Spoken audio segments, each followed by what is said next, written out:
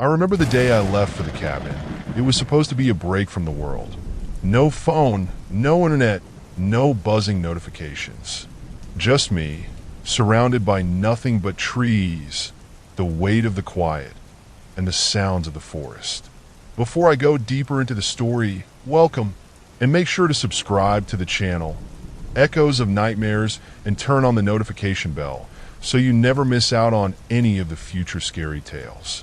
If you're enjoying this story, hit that like button too. Now back to my story. It was a chance to feel truly alone, to reset my mind. The drive out was long, and as I left behind the city lights and the safety of paved roads, I could feel an unsettling calm beginning to take hold.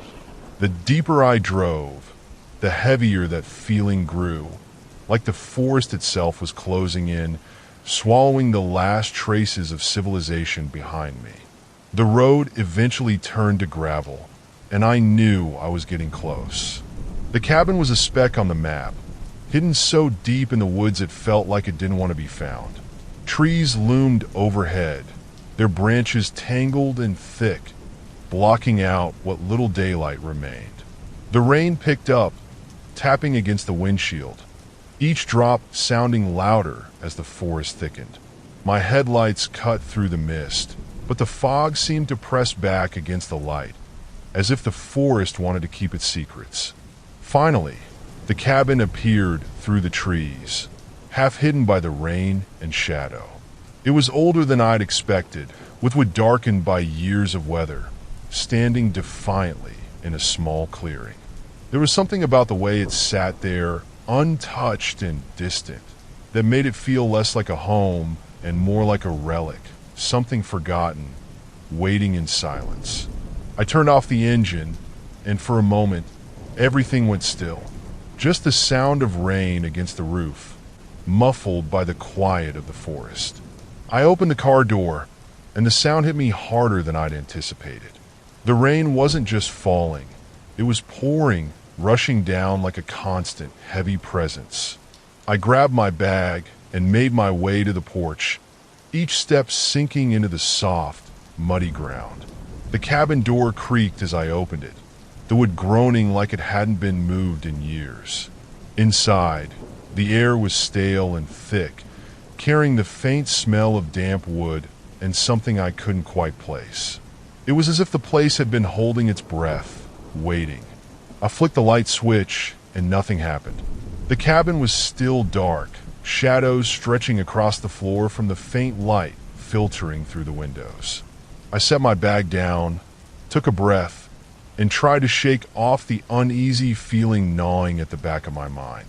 It was just an old cabin, I told myself, but as the rain pounded harder against the roof, I couldn't shake the sense that there was something off. I spent the rest of that evening trying to settle in, unpacking, checking out the small kitchen, and making a fire. But even the crackling flames didn't bring any warmth to the space. Every creak and groan of the cabin sounded louder, amplified by the silence outside. The rain didn't let up. It seemed to intensify, echoing through the walls, as if the forest itself was pressing in. Later, as night fell, I found myself staring out the window, watching the trees sway in the storm. The darkness outside felt different here, dense, complete. The trees seemed to shift into shadows, as though they were watching, waiting. The cabin was smaller inside than I'd imagined, every corner casting shadows that stretched and shifted with the flickering light of the fire. The floors creaked with each step, old wood bending underfoot, as if it held the weight of 1,000 storms. The windows rattled in their frames, shivering with each gust of wind that slipped through the trees. It felt like the forest itself was clawing at the walls, testing the cabin's resilience against the rain and darkness. The isolation was absolute. Thick, towering trees wrapped around the clearing, their branches tangled and woven together so tightly that they nearly blocked out the last traces of daylight. I'd chosen this place for its solitude, hoping it would give me the escape I needed. City life had become too loud, too fast, too constant. I'd always been calm, steady. Friends used to call me the Rock, the one who never got spooked. I'd hiked countless trails, camped under stars without a flicker of fear. But here, alone in that cabin, with the rain and the darkness pressing in, something felt different. I chalked it up to exhaustion and the unfamiliar silence. That first night, as I lay on the stiff mattress in the main room, sleep felt like a distant memory. The rain pounded against the roof like it was trying to break through, the relentless rhythm drumming in my ears. Somewhere outside, a faint rustling broke through the sound of the storm. A low, subtle movement, almost rhythmic. I told myself it was probably an animal, maybe a deer or a raccoon. Out here, there was no shortage of wildlife, after all.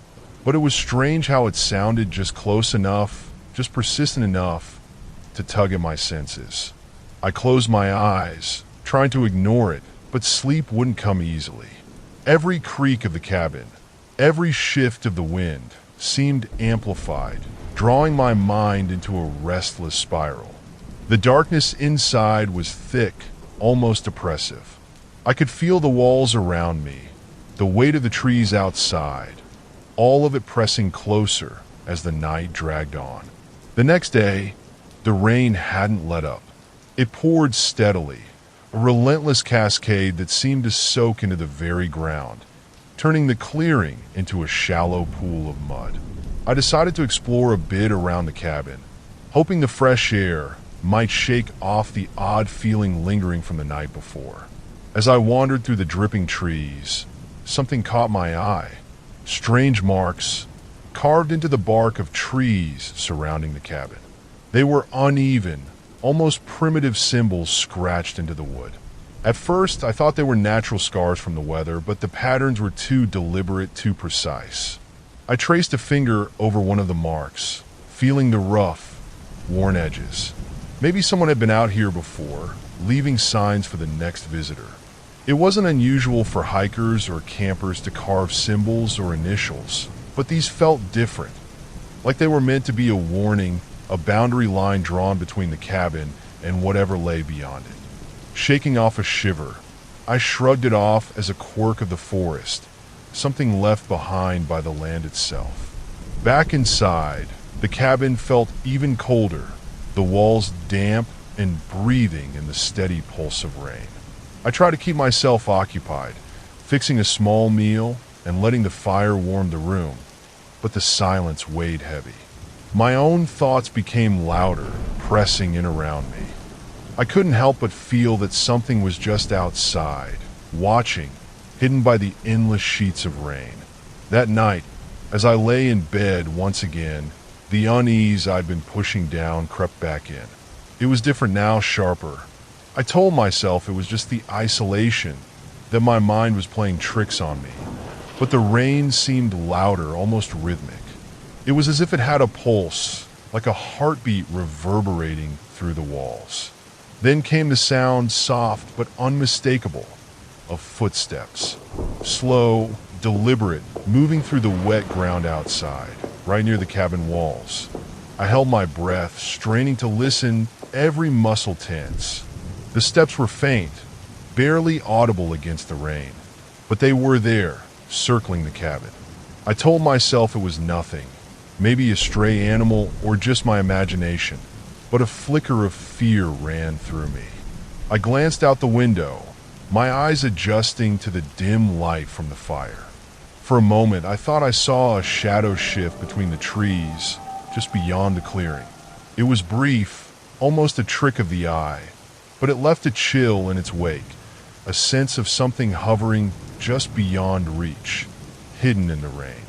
The morning brought no relief. I awoke to find the cabin's door ajar, a cold draft seeping in and leaving a damp chill over everything. Outside, in the muddy ground near the door, were faint footprints. They were smeared by the rain, barely visible, but they were there. Someone or something had been close. My stomach tightened as I stared at them. The vague shapes imprinted in the earth, leading away from the cabin and into the trees. The rational part of my mind scrambled for explanations. Maybe I'd left the door open myself. Maybe the wind had blown it ajar, and the marks were nothing but warped patches of mud. But a part of me, a part one couldn't silence, knew that wasn't true. I couldn't shake the feeling that I was being watched, a prickling sensation creeping up my neck every time I stepped outside. With the footprints fresh in my mind, I decided to investigate further. I needed answers, or at least a reason to tell myself that this was all just some elaborate game my mind was playing. So, I grabbed my jacket, slipped on my boots, and stepped into the relentless rain once more, determined to explore the clearing and the surrounding woods. The rain felt colder today, soaking through my clothes in seconds and clinging to my skin. Every sound was amplified, the crunch of wet leaves underfoot, the wind weaving through the branches. As I walked, something caught my eye, a small, crude object hanging from a low tree branch. I moved closer and realized it was a totem, fashioned out of twigs and bits of animal bone, suspended by a thin string that seemed to twist and sway, though there was no wind to move it. Its shape was almost human, distorted and unnatural. I swallowed hard, trying to convince myself it was just some leftover relic from a camper or a hiker passing through. Maybe a prank, something meant to startle anyone who wandered too far from the trail. But the craftsmanship was eerie, almost too intentional. It was as though it had been left there with a purpose, a warning. As I reached out to touch it, a rustling sound emerged from behind me, low and deliberate. I froze, my hand hovering in midair. The rain drummed on, but the sound was unmistakable. Something was shifting in the undergrowth, moving closer. I spun around, my eyes scanning the trees, but there was nothing there.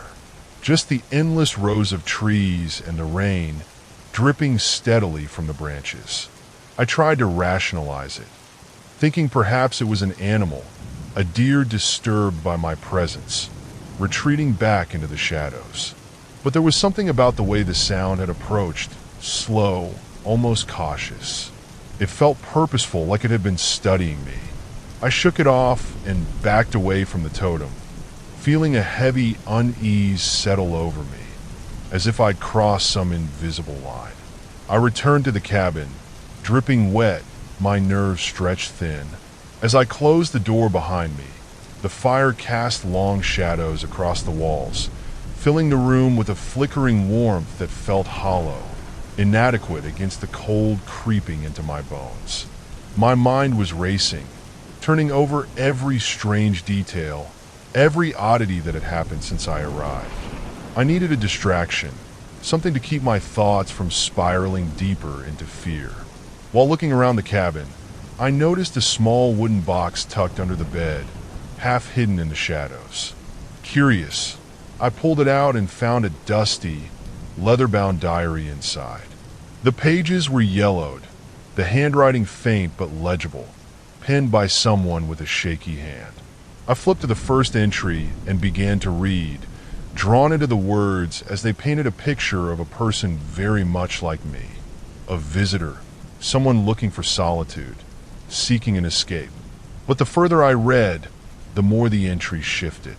What began as simple observations about the forest and the isolation quickly grew darker, filled with hints of strange sounds at night, of movement in the trees that couldn't be explained. The writer spoke of a figure, a presence that seemed to watch from the shadows, growing bolder each night. My heart raced as I read descriptions eerily similar to my own experiences. The rain that never stopped, the unsettling silence that seemed to fill every corner. The final entry was abrupt, the words scrawled hastily across the page, as though written in fear. It's here. I can feel it watching me. I don't know if I'll make it through the night.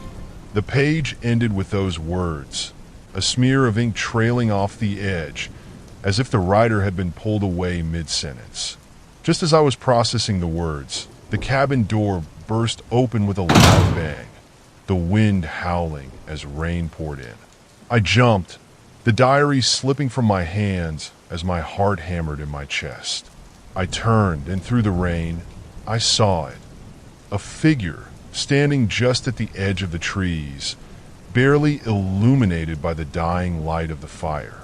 It was tall, impossibly still, its outline blurred by the sheets of rain. For a moment, I thought it was just a shadow, a trick of the light and my imagination. But then it moved, a slow, deliberate step back into the darkness, vanishing as if it had never been there. I stumbled to the door, slamming it shut, my breath coming in short, panicked gasps. I pressed my back against the wood, listening to the rain pounding outside, my mind struggling to process what I'd seen. The air inside the cabin felt dense, every sound muffled by the relentless rain drumming against the roof.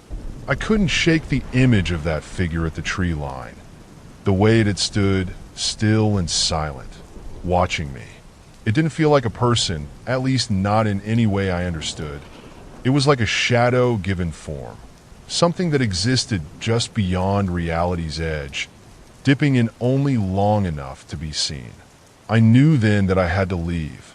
Whatever had drawn me to this place had turned dark, twisted. I couldn't stay, not another night.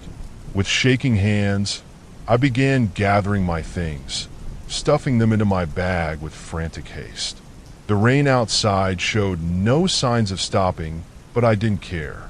I just needed to get out, to put as much distance as possible between myself and that presence. As I zipped up my bag, a prickling sensation ran up my spine. I froze, the hairs on the back of my neck standing up. Slowly, I turned toward the window. The figure was back, only this time it was closer, much closer. It stood just a few feet from the cabin, framed in the glass, barely an arm's length away. Rain poured down its outline, washing over its dark, featureless form. There was no face, no eyes, no mouth, just an empty shape that seemed to devour the light around it. For a moment, I couldn't move, my body locked in place as I stared, a mounting horror filling every corner of my mind. The thing didn't move, didn't breathe. It just was like a part of the night had come to life. The spell broke, and I bolted for the door, clutching my bag with a white-knuckled grip. I dashed into the rain, the cold drops stinging my skin, driven by a forceful wind that seemed to push me forward. My only thought was the car, my escape. I stumbled through the mud, slipping but regaining my footing, my heart hammering as I neared the vehicle. Safety felt close, too close. I yanked open the car door, tossed my bag onto the passenger seat, and jammed the key into the ignition. Turning it once, twice, I waited for the engine to roar to life. But it only sputtered, a weak churning sound that filled me with dread. The battery, the engine, something was wrong. I tried again, my hands shaking as I twisted the key, pleading silently for it to start. But all I got was the dull click of a lifeless engine. A flash of movement caught my eye, and my blood turned to ice. The figure had moved. It was closer now, standing just beyond the car, obscured by the heavy downpour, but unmistakably there. I could feel its gaze, a weight that pressed against my chest, making it hard to breathe. The world seemed to narrow, the rain deafening in my ears as I abandoned the car and threw myself into the forest, hoping the trees and darkness would shield me. Branches slapped at my face as I tore through the underbrush, my feet slipping on the wet ground. I didn't know where I was going. All I knew was that I needed to keep moving, to outrun whatever was following me. But no matter how fast I ran, I could feel it behind me, hear the quiet, almost mocking footsteps that never seemed to lag far. It was like it knew every step I would take, moving with an unnatural speed that kept it just out of sight, always one step behind. Panting, I glanced back over my shoulder, and my heart stopped. The figure was there, only inches away, slipping between the trees in impossible silence. It didn't walk or run. It seemed to shift, gliding from one tree to another as though it was a part of the shadows themselves, merging and reappearing at will. Panic gripped me, my mind screaming for an escape that felt more and more hopeless with every step. Branches tore at my clothes, my skin, as I forced my way deeper into the woods, praying to find an end to the trees, a break in the darkness. But then, through the rain and my own gasping breaths, I caught sight of something familiar. A small clearing, a shape in the gloom, a cabin. I stopped, my legs trembling, heart pounding as I realized where I was. I had run in a circle, somehow looping back to the very place I was trying to escape. The cabin loomed ahead, dark and silent, as if it had been waiting for me all along. It was impossible, but there it was, the same warped door, the same window that rattled in the wind. And standing beside it, barely visible in the shadows, was the figure, motionless, as if it knew I'd be back. The realization settled over me like a cold fog. There was no way out. My eyes opened slowly, the familiar shadows of the cabin drifting into focus. For a moment, I lay still, trying to process the pounding in my head and the disorienting swirl of memories. Had I left? Had I really run through the forest, circled back, and somehow ended up here again? The fear felt distant, like a fevered dream slipping from my grasp, but the weight of dread in my chest told me it had been real, far too real. I pushed myself up slowly, every muscle in my body aching as if I'd been running for hours. My clothes were damp, clinging to my skin as I glanced around the cabin. It looked the same, silent, dim, the rain drumming against the roof. But something felt wrong. A hollow stillness clung to the air, like the cabin was holding its breath, waiting. I forced myself to my feet, moving toward the window with a mixture of fear and disbelief. My hand hovered near the glass, and then I pulled back, a deep chill settling over me. Taking a shaky breath, I finally looked out into the clearing. They were there, silent, still figures, barely visible through the mist and rain, standing just beyond the tree line. There were more of them this time, their indistinct shapes forming a ring around the cabin, as if they were keeping watch. Their presence was undeniable, a shadowed wall of figures that filled every edge of the clearing. Each one turned toward me with a focus that felt heavy, deliberate. My breath caught, and I stumbled back from the window, my heart thundering in my chest. I didn't understand. I didn't want to understand. The more I tried to grasp at an explanation, the further it slipped away, leaving only a raw terror that gnawed at my sanity. I pressed my back against the wall, feeling trapped, boxed in by an unseen force that made escape feel impossible. And then, in the suffocating silence, I heard it, a single, low knock on the door. It was soft, almost gentle, as though someone were simply waiting for an answer, for an invitation to step inside. But the sound echoed, lingering in the air, vibrating through the walls and settling deep into my bones. I held my breath, frozen, as the rain continued its relentless tap against the roof. But everything else was still, too still.